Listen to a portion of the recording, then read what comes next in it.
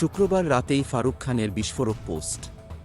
কারাগারে বসে শেখ হাসিনাকে নিয়ে যা বললেন, জানলে চমকে যাবেন। কারাগারের মধ্যে বসে সাবেক মন্ত্রী ফারুক খান কিভাবে এমন বিস্ফোরক মন্তব্য করতে পারলেন। তার একটি ফেসবুক পোস্ট, যা ৩ ফেব্রুয়ারি বিকেলে শেয়ার করা হয়, এক মুহূর্তেই তোলপাড় সৃষ্টি করেছে। দেশের অন্যতম গুরুত্বপূর্ণ রাজনৈতিক নেত্রী শেখ হাসিনাকে নিয়ে তার মন্তব্য কি দেশের রাজনীতির বড় পরিবর্তনের ইঙ্গিত? এবং সবচেয়ে বড় প্রশ্ন, কারাগারে বসে ফারুক খান কিভাবে তার মতামত প্রকাশ করলেন? ফারুক খান তার পোস্টে লেখেন, অনেক চেষ্টা করে অনলাইনে এসেছি। জেলের ৪ দেয়াল আমাদের নিজ সত্তার সামনে দাঁড় করায়।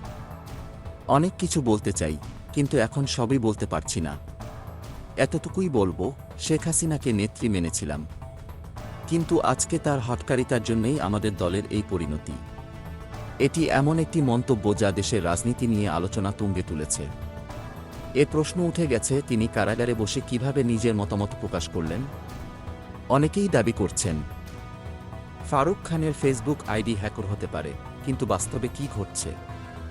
এটা কি সত্যিই তার নিজস্ব মতামত, নাকি কিছু গভীর কিছু লুকানো রয়েছে? পোস্ট দেওয়ার কিছু মিনিটের মধ্যেই ফারুক খানের ফেসবুক আইডি ডিঅ্যাক্টিভ করা হয় এবং তার কভার ফটো পরিবর্তন করা হয়।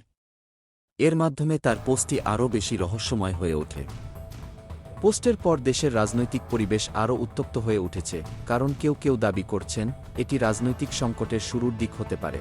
এখন সবাই জানতে চায়, ফারুক খানের এই বিস্ফোরক মন্তব্য কি দেশের রাজনৈতিক ভবিষ্যতের জন্য কোনো বড় সংকেত? তিনি কি তার দল ও দেশের ভবিষ্যতের জন্য একটা নতুন রাজনৈতিক রাস্তা দেখাতে চাইছেন? সকলেই এই ঘটনার পেছনে গোপন কারণ অনুসন্ধানে মগ্ন।